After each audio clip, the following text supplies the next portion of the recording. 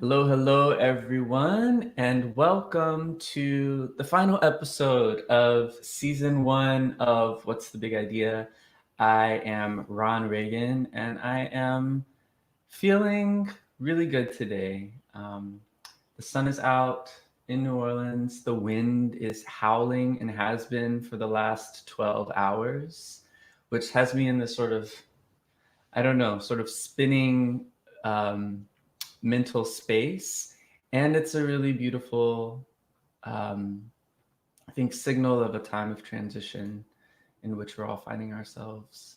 So I am really grateful to close out the season with the wonderful Sophie Macklin. And I'm going to bring Sophie on in to do a self introduction, and we're going to get this episode kicked off. Hi, Hi, Sophie. Ron. How are you doing today? I can't hear you. Oh, hmm. Can you hear me now? Hmm. Let's I could hear you see. until you brought me in. Okay. Hmm. Let me see something Do you want to else. try taking me out and putting me back in? Yeah, let me try.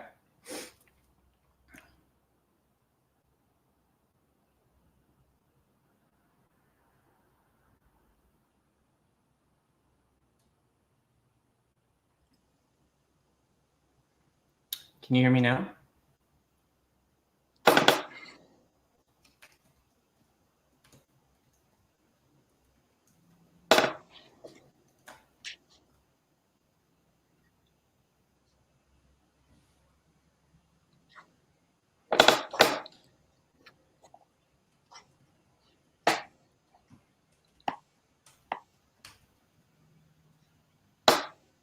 Can you hear me? Mm-hmm. Okay. I don't think I can hear you.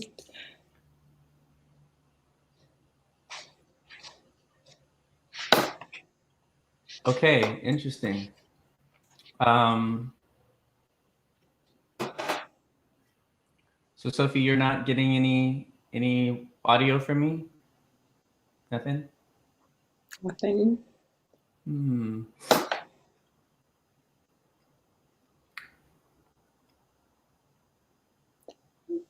Do you want to restart the whole thing? I can't restart the whole thing. How about thank you everyone who's tuning in. This is very apropos for me. I'm gonna text you. You're going to FaceTime me or you're going to call me? Just texting. Text me. Okay.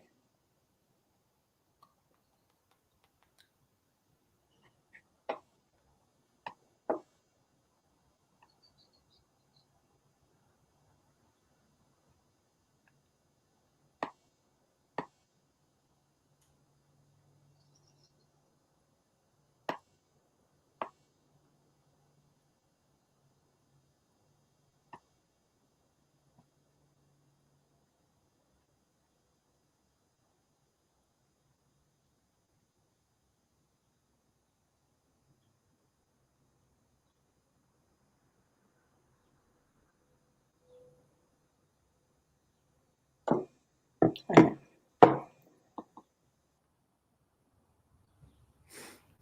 All right, everybody. Well, I am going to, while we wait for Sophie to come back through and see if the sound will work on her end, um, I'm going to say a little bit about how we met. So, Sophie and I first connected when I had the pleasure of taking Ungovernable Bodies, which was a class that she offered at the beginning of 2020 about capitalism and ableism and how those things intersect in our world today. And I was actually invited to, or I was told about the class through my friend Bear A. Bear.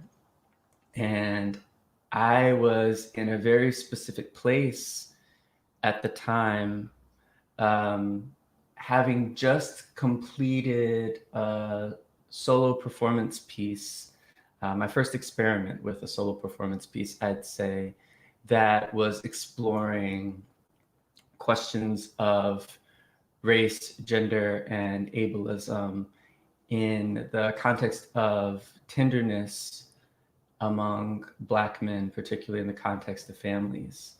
And I was looking at my relationship with my father in particular as a person who lived with sickle cell disease and transitioned in 2012 in November.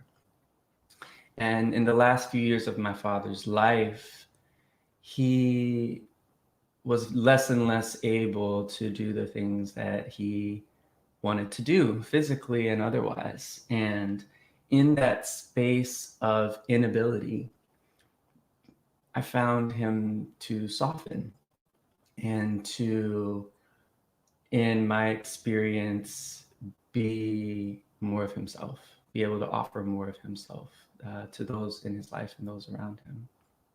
So I'm really, like, in the making of the piece, I was in this space of trying to figure out how to convey a story about touch and about connection as a solo performer. Part of what ended up happening is that I myself, in the process of making the show over the course of 2019, ended up experiencing a lot of disability. And the experience of injury, which I had throughout the year, as well as, oh, Sophie's texting me. Cool. She's restarting her computer. The experience of disability in the context of trying to make a performance was very disorienting. I had inflamed Achilles on my left side for most of the year. I fell down the stairs of my house, dislocated my left shoulder. I have like an ongoing lower back issue from a car accident in which I was a car accident I was in back in 2016.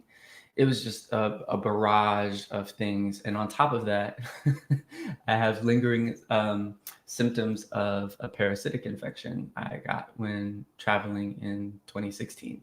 So all of those things were intersecting in 2019 and really made me unable to do a lot of the performance practice and work that I sought to do.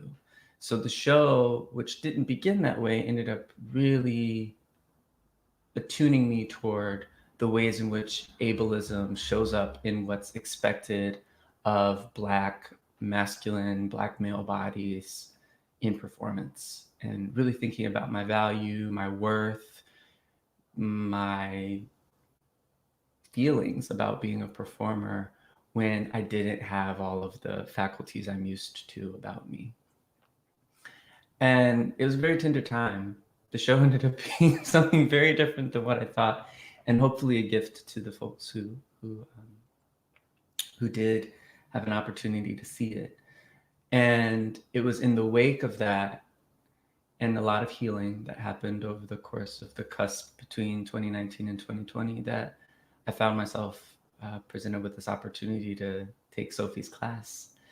And I loved being able to get more rigorous about my analysis and my thinking around what I had personally experienced and continued to experience as a person with multiple chronic illnesses, and feeling through, thinking through, talking through how those experiences intersect in our lives. And what was so wild about this, y'all, in terms of timing, is, and I see Sophie's back, but I'm gonna keep telling this story.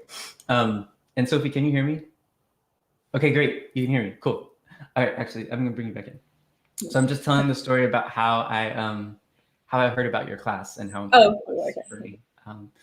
And so it was in the context of ungovernable bodies that I was able to really I think weave together my personal experiences and analysis, and this was all at the time that the coronavirus pandemic was blossoming. So I think we began to meet, Sophie, am I correct, in February of 2020? Yeah. And it was a 4-week class at that time, is that right? Yeah. Yeah. And so y'all, I mean, literally we are watching this pandemic unfold. I think most, if not all of us who were in the class are folks who experience chronic illness. And we were watching the world begin to reckon with some of what we experience on a regular basis as folks who, in various ways, right, are unable to bring to show up and meet expectations that we have set upon us under capitalism, under settler colonialism, about our bodies being productive or useful in ways that are deemed worthy of care, worthy of payment, worthy of consideration, etc. And so it was just a trip. And I think that, I know that that experience helped me move through this ongoing pandemic, but the opening stages of it with a feeling of community, with a feeling of rootedness, and with a feeling of self-compassion before we even got into the specifics of lockdowns and all of that stuff. So so that's the story of how Sophie and I first met, and it was such a treat. So I'm really glad that Sophie can be with us. I'm glad that Sophie can hear now, and hopefully the technology will continue to work. My internet is giving me messages that things are a little wild on my end too. So we're just gonna roll with it and extend grace to ourselves and our devices and to each other. And we'll see where we can go. So Sophie, I'm so glad you're back. And I would love for you to share whatever it is you'd like to share with folks about who you are and what you're bringing to our conversation today. Yeah, thank you, Ron. And thank you for sharing that a bit about ungovernable bodies last year. It was so wild, the timing of that, how it was like we started and there wasn't a pandemic and we ended in the first like lockdowns and stuff. I mean, so wild.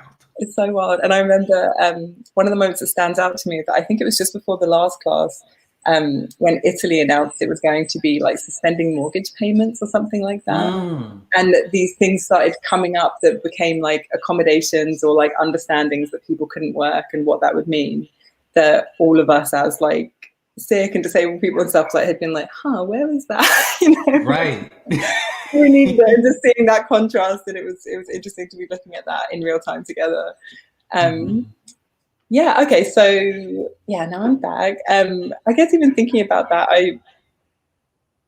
what am I bringing with me? Like, I feel like I'm just like a person exploring these questions and exploring things around how we can, like, why things are the way they are now and how we can do things differently, and how we can do things together and how we can create systems and structures of care that support people.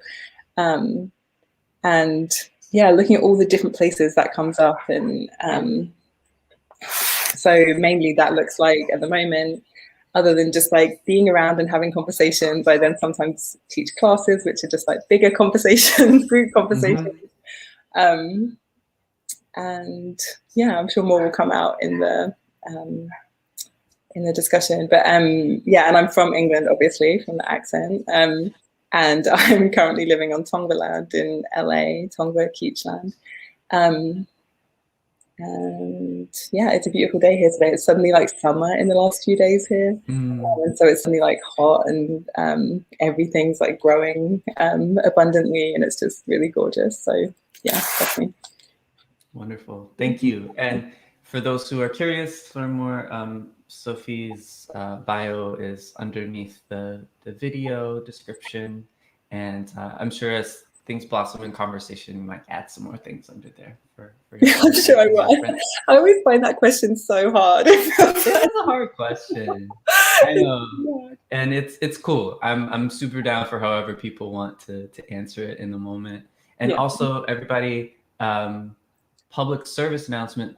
Sophie, you're offering the class again, correct? Yes, I am. And so I launched it yesterday, like I released it yesterday, which is very exciting. And it's got like 40 spaces available in the 2 sessions, and 27 of them sold out yesterday, which was really shocking to me.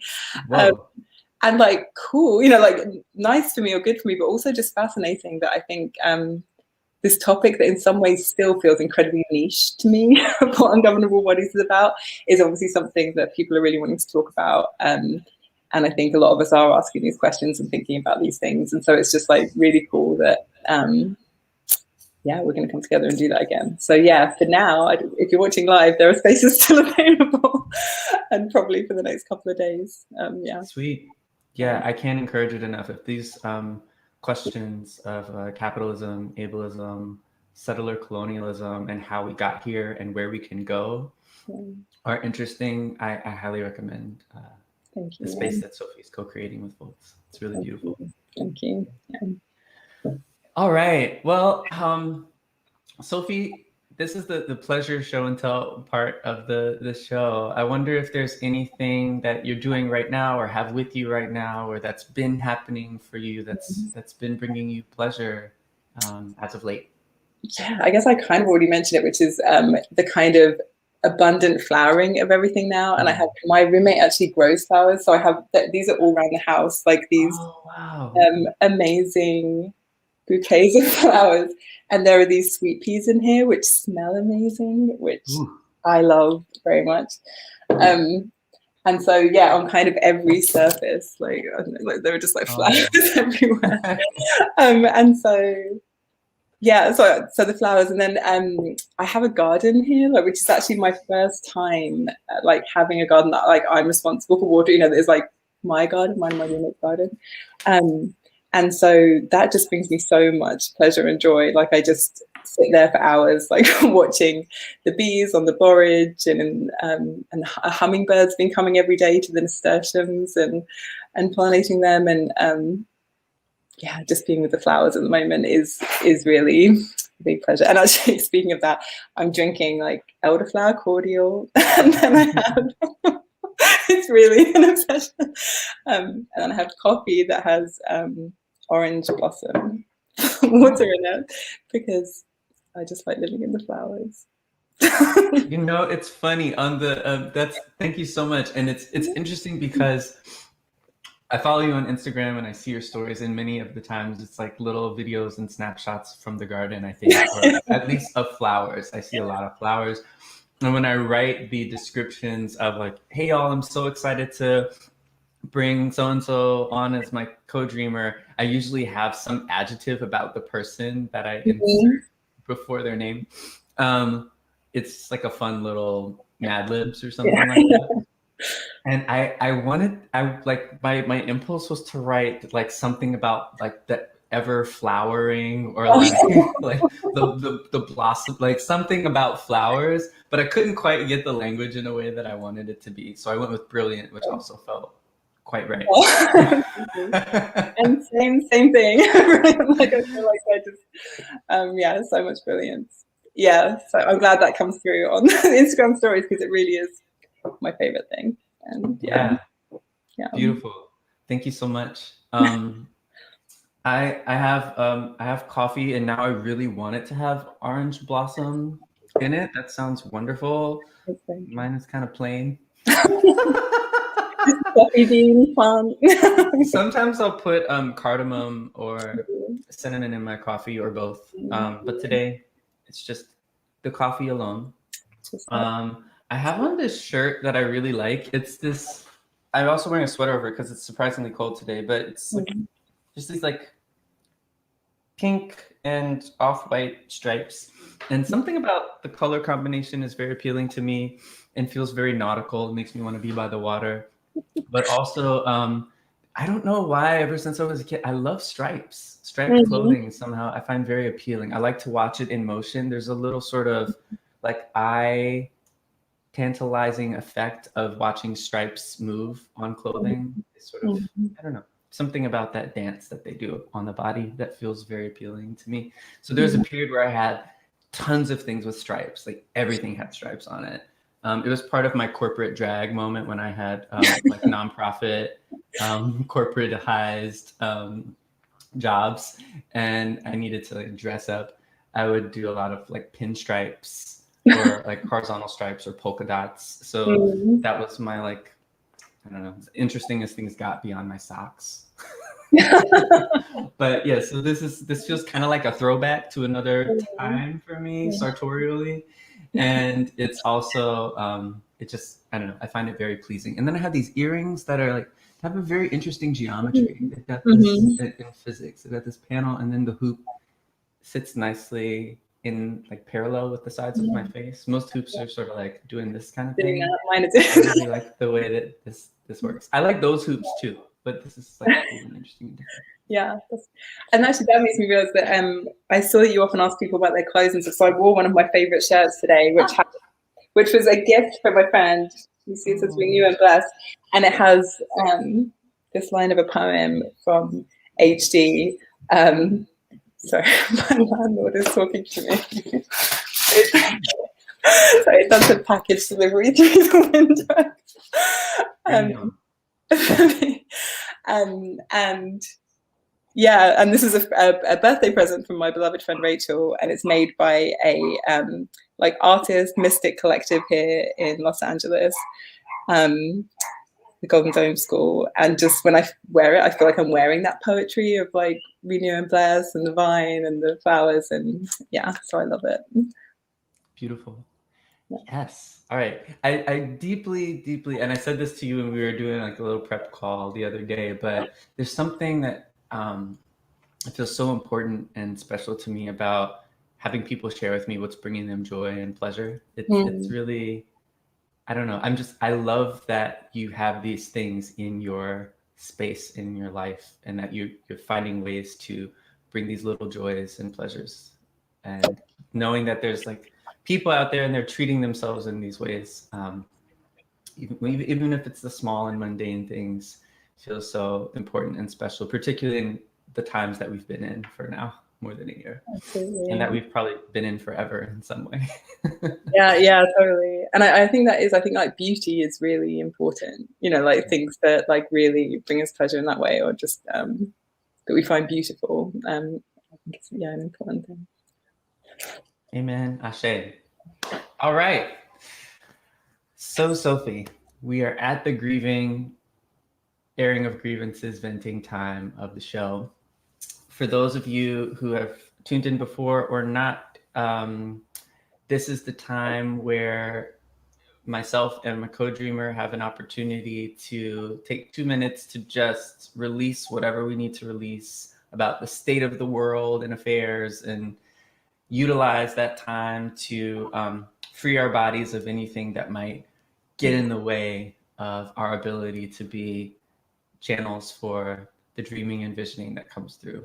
I found this to be a useful tool, and it's really nice to, I think, do the work of witnessing and holding space for others while that kind of release is happening. So we're going to do that our best digitally, and each of us will have 2 minutes to release what needs releasing. After each of our 2 minutes, we'll take some moments to just breathe together, 3 breaths, focusing on the release and the exhale to continue to move what needs to be moved. And then once both of us have had that opportunity, we'll move with intention into the dreaming space. How does that sound, Sophie? Bit scary, but okay. I appreciate your courage then. And you know what? For real, there's been times where I've just like been like, I don't even know, for however long of the 2 minutes. So as you feel moved and as you wish. But let me know when you'd like me to start the timer, and I'll do so. Start the timer. Okay, here you go. Okay, thank you.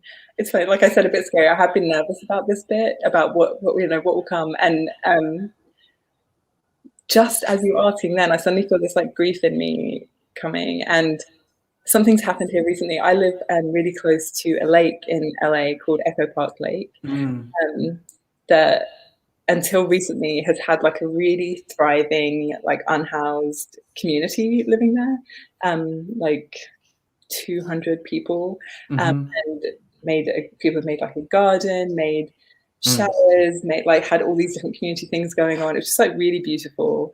And the city has been like threatening to destroy that for a long time. And then last week, they suddenly announced this big sweep, as if people are just trash or something. And they brought in hundreds of LAPD, like 3 helicopters, all their like full riot gear, like military stuff, to come and clear the lake and to put a fence around it to close the park for everyone and take all these people out of their homes, and the beautiful community that's been there. And so me and a lot of other people, you know, went down there to resist this, you know, and to fight. But they broke someone's arm. They like used tear gas. Like it's just like massive. And they closed, like in my neighborhood, they closed all the streets coming into this neighborhood, like so people couldn't get in to fight.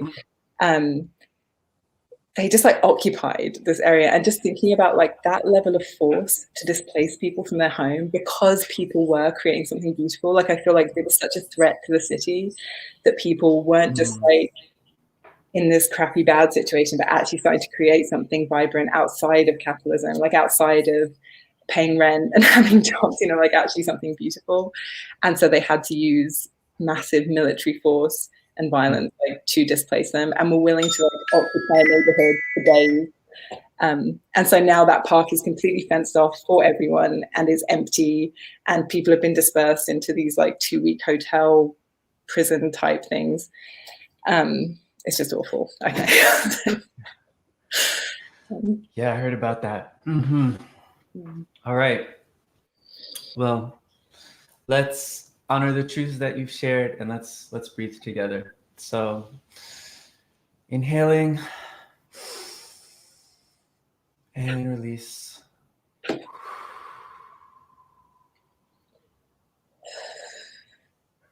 Inhaling and releasing.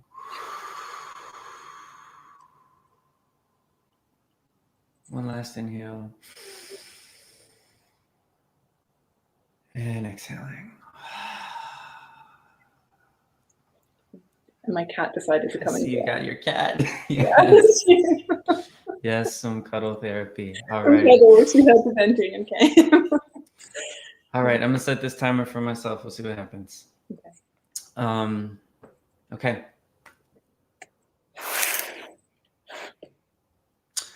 Last time I had a full-time job was in 2015. And I quit that job because I got very, very sick. I needed to quit before I got sick, to be quite frank, but I didn't. My body made the decision that I needed to leave for me.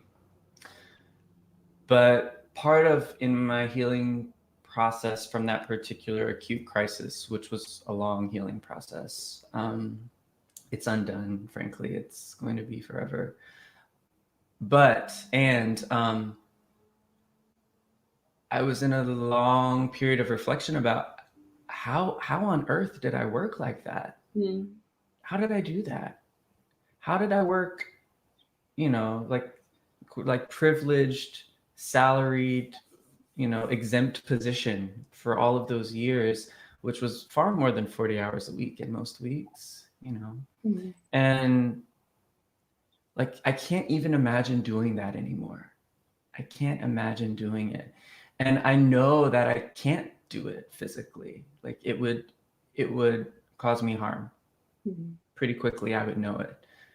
And so I think about the ways in which, whether the harm is acute or the instance of like, I can't do this anymore is some acute thing or something that builds over time, just like what it means for those of us who know that we can't function in this economy as workers in the ways that are normative.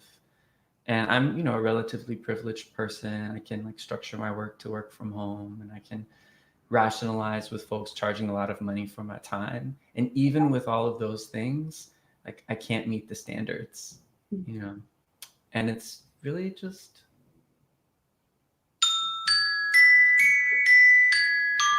Yeah, I'm thinking about how all of this is such trash.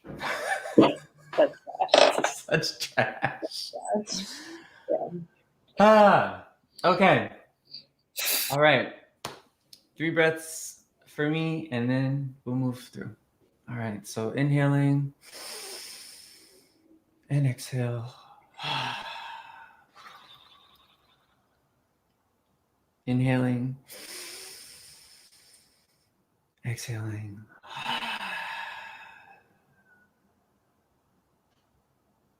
Inhaling and releasing.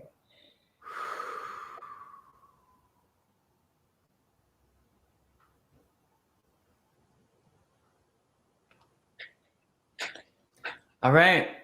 Okay. Thank you. Thank you. It's amazing. Like I said, I was nervous about that. And then 2 minutes is very quick because once I was in it, I could have talked for an hour. Yeah, as I've said, like we could have a whole series of shows that's just venting. Just a bit, yeah. Maybe that's gonna be season 2. It's like some show that's like a few shows that are just venting sessions. Like, That would be really healthy.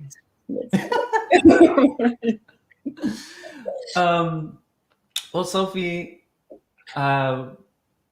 this is a show about dreaming and visioning, which I know we've discussed as such a critical part of both of our practices. And so I would love to know today what are you dreaming and visioning about for our collective future? Where are you at today, or in the recent past? Yeah. It's funny. It is. I think I said this to you before when we talked about the questions. Like, it feels so much like what I'm thinking about all the time that it's hard to think about where to go first with it. But I guess like going straight from my vent, going on, I feel like that what I was describing about what was happening there is such a beautiful example of what's possible. And I think really co-holding visions around what happens when we come together to support each other in situations where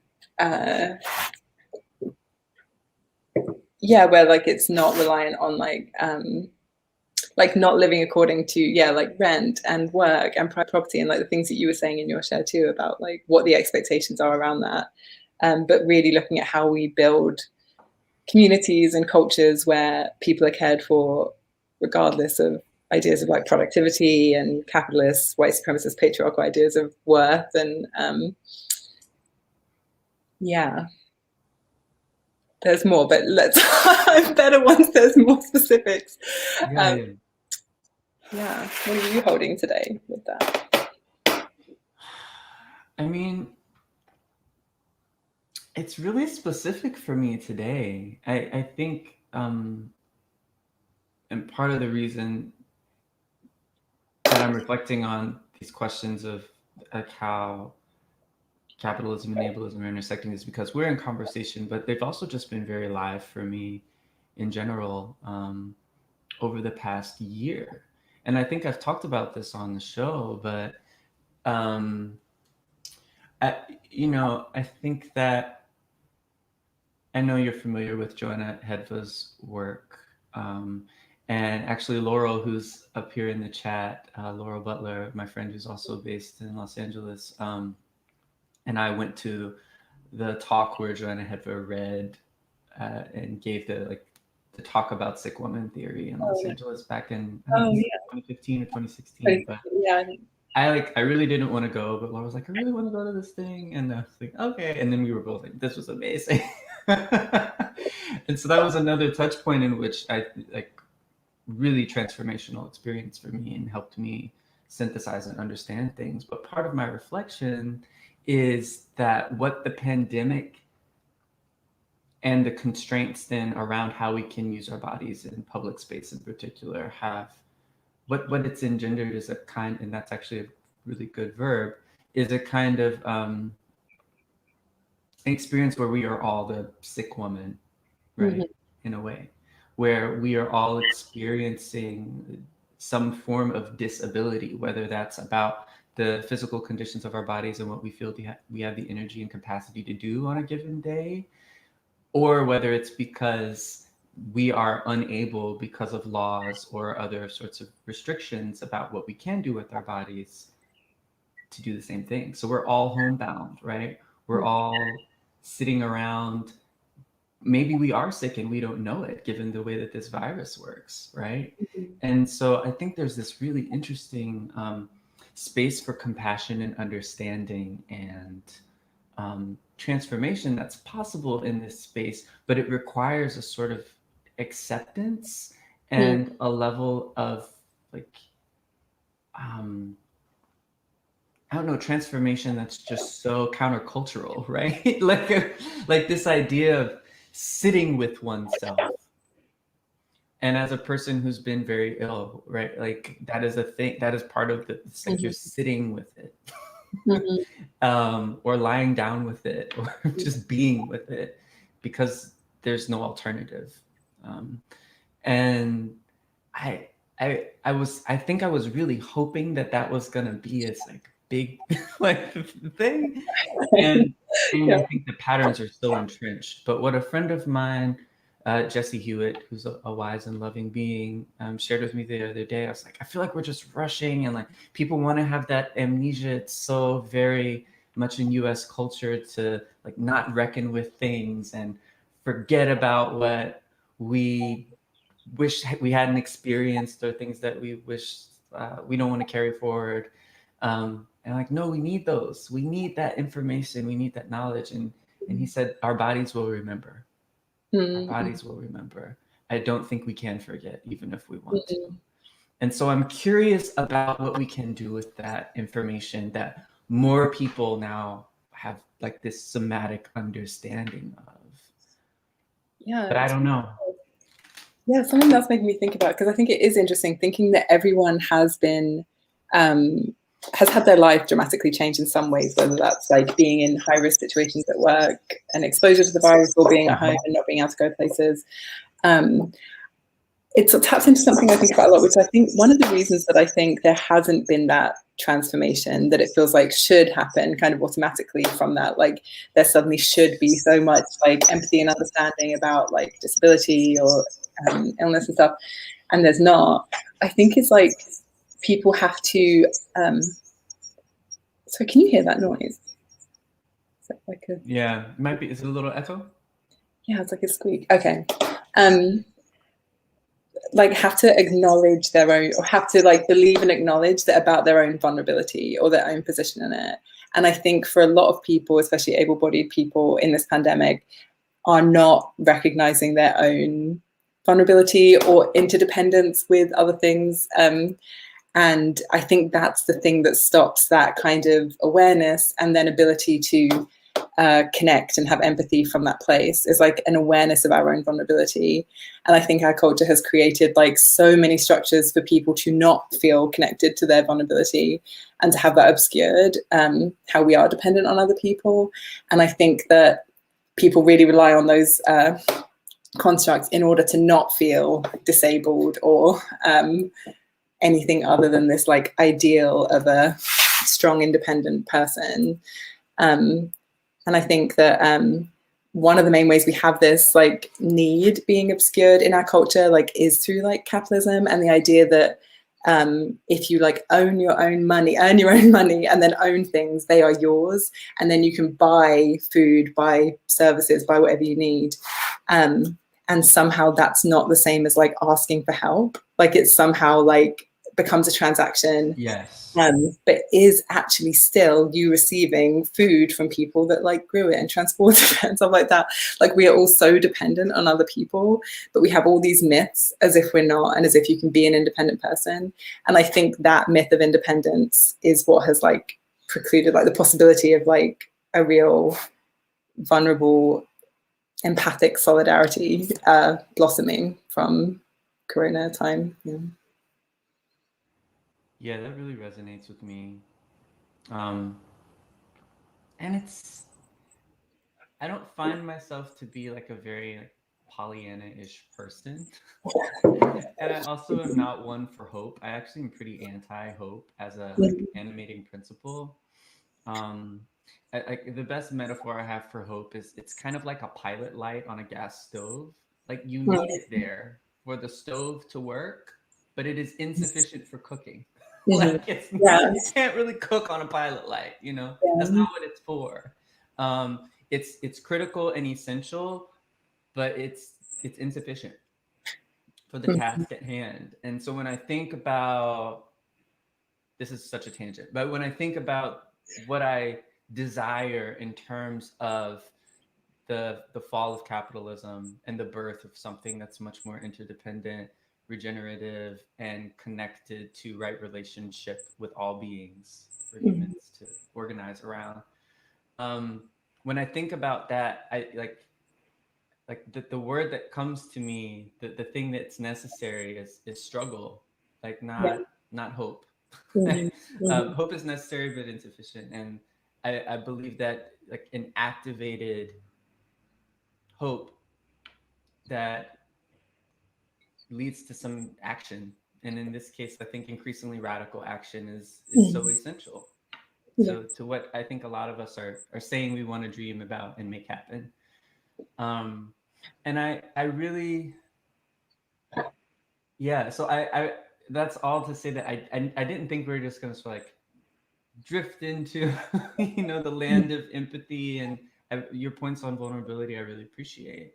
um and I'm also right, I think it's amazing that our conditioning is so effectively ingrained that even in the space of like a full on like incomprehensible in some ways and also deeply felt transformation of our world, we still cling to that so fiercely. This notion of independence, this notion of being able to buy our way out of our discomforts or our predicaments, right? Like this, like clinging to our property, this, you know, the nation state, like all of it, right? It's very like we are so collectively grasping onto these things.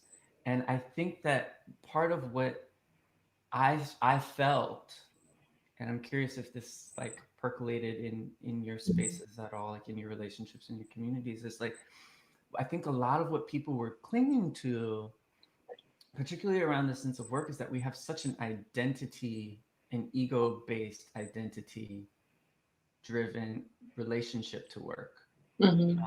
Where like I am a this is a very common way of speaking about oneself, one's practices, one's ideas, ideologies, worldviews.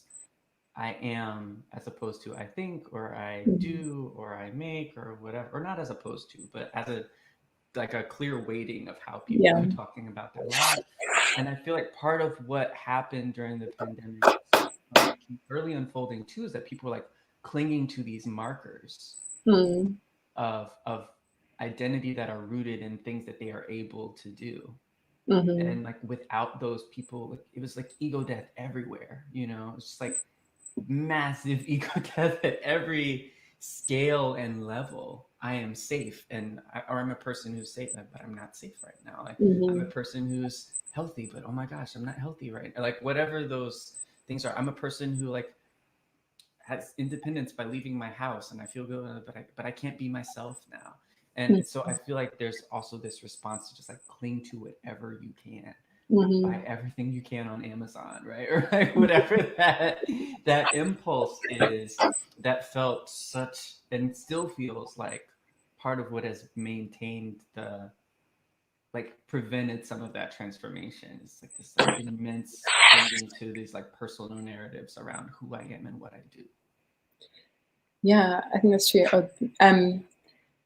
Yeah, I think that's really true. Like, I think that we're raised to think that our value is in that identity and in that, like, how productive we are in a specific way and how valuable that is within capitalism, and that it is like so bound up with identity. Yeah, that it is like who someone is, and so anything that's a threat to that is a big threat. And I think that that's an intensely like powerful thing for like how things are maintained. And I think you're right with the like going back to the hope versus, or in addition to the struggle thing. Like I think it's really true that anything that we're going to create that is different to this does come through struggle, you know, at this. And like going back to that example of the lake, like where that was an example of people coming together and creating something like beautiful, it was responded to with like intense brutality from the state, you know, because it is such a threat. And I think we have to be like ready for anything like that we are creating that is actually operating on a different logic, that is actually subverting that like capitalist, individualist, colonial, white supremacist, ableist, you know, all the things, logic. If it's like good and successful or whatever, it will be challenged by the state, and we have to be like ready to explore the vulnerability of being willing to fight for something too. You know, that's part of that. Yeah. I'm curious. I feel like I experience you as a person who knows things that I just like, I've never thought about that. That was so much of my experience in the class was like, oh, that's new information to me, or that's new history. And I feel like part of what you've shared with me in our interactions thus far are these concrete examples of how we got here, right? Like this was manufactured, created, whatever the verb is we want to use. Like our current state, literally and figuratively, is the result of a lot of intentional decisions over time on the part of people who have had positional power. Right? Yeah. And that the other thing that's so important in like learning the histories of how capitalism was created, how settler colonialism and let's say in this country evolved, how colonialism in general as a global construct has manifested, is that there have always also been these counter movements, right? That there have been resistance movements throughout time. That this didn't all just happen like that was so easy. And part of how we've gotten here is because people have resisted so much. And so I wonder if anything's coming to mind for you, or anything's been lighting you up or inspiring you in terms of like those resistances from the past. Like what are you falling back on? Like there's this thing that I know happened and that gives me something in this moment. Yeah, it does. And there are, like you say, that's like my main thing that I like to think about and do. And I find it so useful. Like, you know, we're talking about like futurism and like visioning and stuff. And I feel like a big part of my practice of that is looking at all these things in the past. Partly for, like you're saying, like looking at like the situation we find ourselves in now isn't like natural. It wasn't a given, like it was created, and therefore can be dismantled, you know. And I think it's really important just to be living with that every day, that this is weird, you know, this idea that we don't just care for people and that people can't access what they need, and that landlords exist and you can have someone own this and rent it out, like that's weird, you know, like it's not just but we're so indoctrinated from such an early age to think that like private property makes sense, or individual success is a thing that's worthwhile, or just anything like that. And if we look back at these various points of like how that myth was constructed, it makes it possible to like hold it lightly, you know, and just see, we're doing this weird thing right now, but there's a lot of other things we could be doing. And then, like you're saying, that current of resistance, like something, and I will give a specific in a minute. I always like the broad sweeps, but something that like I just think about a lot is how that current of resistance has always existed. And I think we're often taught about it as if there was like, this was happening, you know, for a long time. And then there's been these tiny moments of resistance, or, you know, this revolt was this unique thing that happened in this year and this time.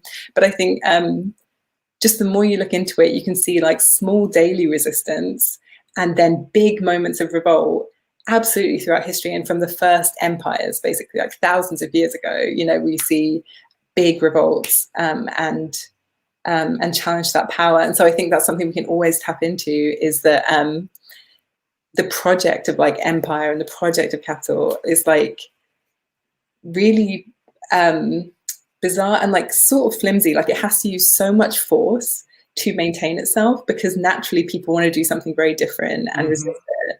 And so there's like this alive current. And I think even the way that we've been so indoctrinated into individualism and into all these things, but we still want to care for each other and we still want to find other ways. And I think that's really the example of how that current of resistance is still alive, because you can just see everywhere that the project isn't successful and complete of like colonialism and capitalism. Right. And so, yeah, so a specific example that I'm thinking about today, because it's an anniversary today of one of my favorite historical events, to the point that my friend Casey Waite, who's a brilliant, like, oh yeah, you met Casey. He's here in the comments. Oh, in the comments. Okay, I can't see the comments. So Casey is here. Calls it Diggers Day because it's the anniversary of the Diggers, who were a group in 1649 in England, which is like a really interesting time to look at of like the development of capitalism and how things could have gone very differently. Like there were lots of social movements around that time fighting for different, very radical visions and sort of anti-empire vision, like things like that. And they basically lost and were suppressed, and the British Empire, lots of the, like started happening from there. But there was this very alive moment, particularly in the sort of 1640s to 1660s, where people were doing something, doing all these experiments. So the Diggers were this group who decided to reclaim like piece of land, like basically reclaim the commons. It was like the time when like the enclosure of the commons was happening in a big way, and like kicking people off land to turn it into private property and make it just for use by the rich. And so, yeah, they came together and they were like, actually, the earth is a common treasury for all, and let's all come together and do this in a different way. And yeah, so yeah, it's the anniversary of that. And there's a few things I find really interesting about that moment of revolt. Like one, it's just really inspiring what they were doing. And also there was somebody called Gerard Winstanley who was writing it all down, which is why we have such a good history of the Diggers, because he was like a very good writer and wrote all these pamphlets that were going around England at the time.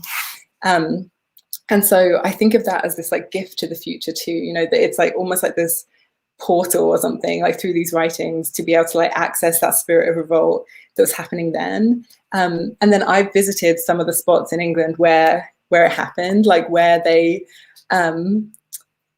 like the place where they started digging, and then there was a church that they ran into one day and declared that like tithes were abolished, landlords were abolished, and all this stuff, and like the church is still standing. So I went there and just like just being in those places and then having these writings that just feel like these ways we can access this current of resistance and these different ways of thinking that are very applicable now, because we're resisting the same logic, even if it's like the circumstances are different. Right. To 1600s in England, like it's very different now, but the logic of like private property, enclosure, control of bodies, control of the land is the same. And so we can look at examples even 2000 years ago where people are resisting that same logic. Yeah.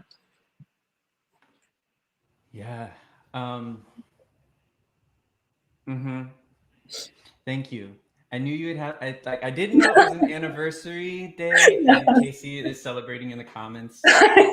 Casey says hi, and we love the Diggers with sparkly hearts.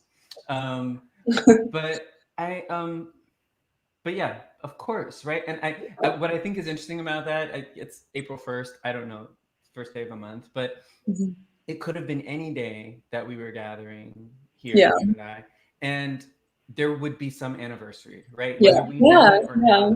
To your point, there's a through line because the logics have been pervasive and seek to infect everything and control and dominate everything, that in almost any of our lineages, right, there are people who have exhibited resistance. And in my imagination and in my experience, I'll claim, right, that's part of what has made my life possible and animates my desires for liberation, right? Like, I draw on those ancestors who did that work. And when I think about that work, for me, like the touch point for me is U.S. Slavery and enslavement of African people, of which many of my ancestors were included in that project. Actually, all of my ancestors were included in that project. Some of them were of African descent, some of them were white. But I think, like, I think about two things all the time, and this gets back to labor, property, and value, and the experience of enslavement of African folks. And one is theft. Like, I love knowing that enslaved people just stole things all the time. Like, that to me is one of my favorite touch points. And I will say very boldly and plainly that I believe in stealing from white people. Like, I believe in stealing from corporations. I believe in stealing from any white supremacist institution. I am fully supportive of that. Like 1009,000,000%. Like, I'm just a fan. And part of the reason is because none of this is yours. Yeah. Like, none of it is yours. Is that? Yeah. It only exists through theft. All of this accumulation only exists through theft. And it is no one's legitimate property, right?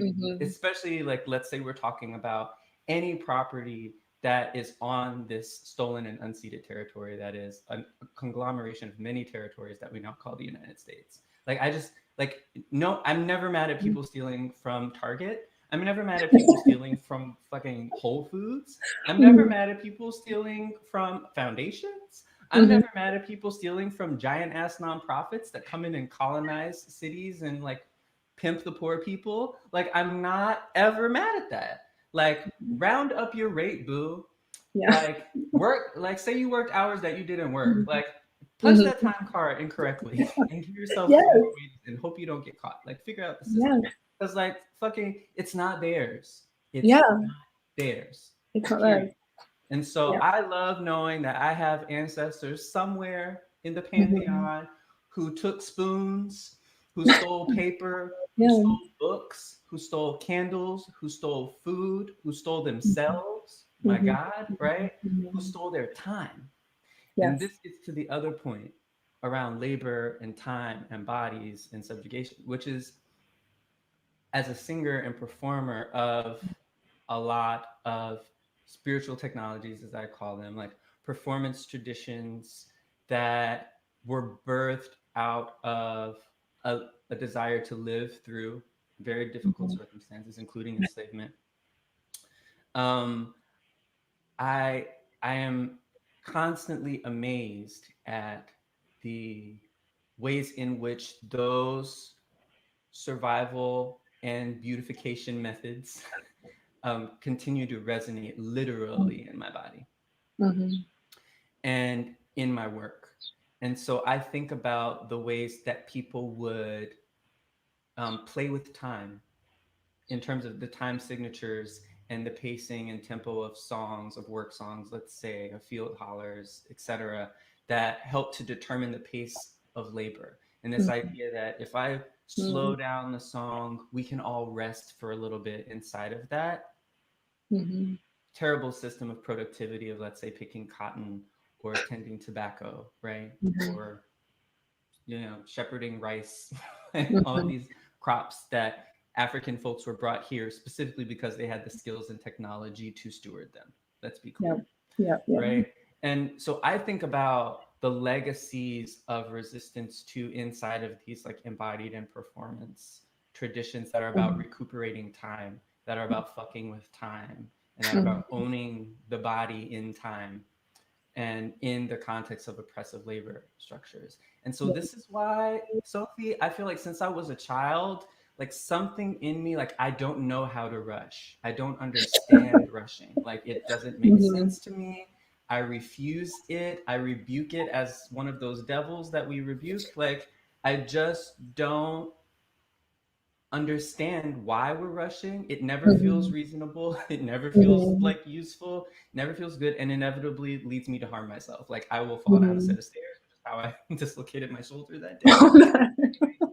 Like something will go wrong if I rush. I think it's a spiritual taboo. Like, I just can't do it. And I think that it's an ancestral thing. My people are like, you didn't come here to rush. Like, why are we rushing? Like, we did that because we had to, for survival purposes. Do you need to do that anymore? And I think about these songs and I think about those legacies and I think about how people had to literally steal themselves. Literally. Yeah. Like, I am going to take my body and put it outside of this property realm. And how risky that was. And I'm like, bitch, I ain't rushing. I don't rush. Yeah. I don't rush. Yeah. That's not why my people survived. They didn't survive for me to, as Trisha Hersey of the Nat Ministries, it's like, I'm not here to like slave away for capitalism. And I just feel like no Black person should ever have to work. Like, I feel like no Indigenous person should ever have to work, you know, ever.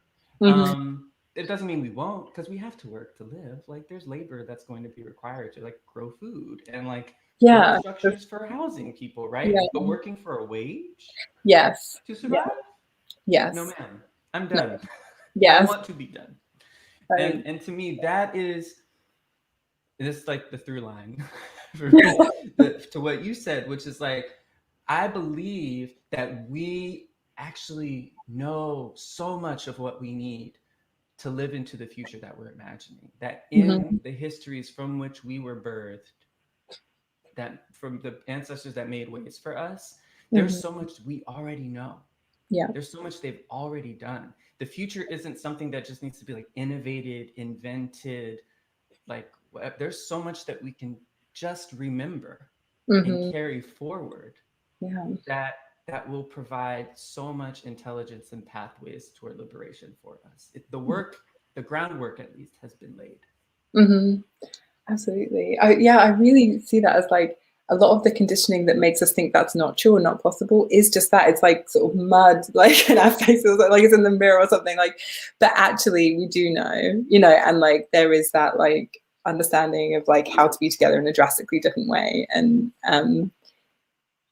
it's right there. It's something to be uncovered rather than something to be like created, you know, like it's there. Yeah. I'm looking at the time. Are we near the end? I was about to launch into something else and then I just saw that it's an hour. No, this is good. I actually wanted to check in with you because I looked at the time before I started my rant. I know we got started a little bit late. Are you cool to go to like 10 after? Yeah, Does that definitely. work for you? Yeah. Okay, that works for me. Okay, hopefully good. that'll work for some of the folks who are tuning in. But I would love to hear where you wanted to go, and then I also have like a closing question. Yeah. But yeah. So there's so many places to go, because the thing when you're talking about like stealing and stuff, like I want to go just like the absurdity of private property, you know, and just like how this idea, I think that all the time with like shops or like in a supermarket or something, or just any shop, that it's like guarded and they think they own it. And how that's odd, you know, it's like the fruits of the earth, it's the things that all these people have created, but this company decides it's theirs, and then there's a law against taking it if you need it. That's really odd, you know, like there's nothing that was like given about that. But I guess I started thinking about like time, different perceptions of time, and thinking about this idea of rushing. One of my like favorite stories recently, and something that's been just like inspiring me all the time, is this thing I learned about this that's going way back into like deep time, which is something I love to think about, just like thinking about very, very long ago. And so this skeleton was found in a cave in South Wales, which was recently discovered, or fairly recently discovered, to be 30,000 years old. And it's of a man who was like ritually buried. So he has like a whale bone like across his chest. He's like covered in ochre, like he has like a mammoth pendant, and is like ritually buried. And then there are like grave goods found in that cave from all over Europe, from like France and Germany, like what is now France and Germany. So people were coming from those areas and making offerings, or, you know, 30,000 years ago, you know, this is like a big distance. And then the Ice Age happened, and this was going for about 10,000 years. There's evidence of continued reverence for 10,000 years in this cave. And then the Ice Age happens, right? So the ice sheet like comes down across the whole of Britain, including Wales, you know, and lots of Europe, and people leave. Like it's completely uninhabitable for humans during this time. So people, gone south. And about 10,000 years later, the ice recedes, and people come back to that area and people go and take offerings again, which obviously we don't know exactly like what all that means, but it suggests that oral history kept this alive, like the story of like who this man was or what he was doing there. And so I think about that in terms of like the opposite of rushing, like 10,000 years, you know, of like the story being like held possibly, Wow. you know, and yeah, going back into those times and thinking of, yeah, like pre-writing, like how knowledge, how culture was created, how things, I just feel like we're capable of like so much, like in terms of different ways of relating to time, to story, to even the value of like an individual life compared to like lineages and collectives. And yeah, so that's something that's been really inspiring me recently. That's dope. That's so interesting. I love that. I love that. It reminds me of, I have like a lot of thoughts about why this book is like very problematic and not interesting, but there's a lot of interesting tidbits with this book, Sapiens, by this scholar. I can't remember his name, but the book is called Sapiens, and it's about the history of human species. Okay. Well, multiple human species, right? And this Yeah, idea that that human species, like we are but one, and yeah. that we learn about them, like Homo sapiens are but one species in the family of humans, and that they were contemporaneous.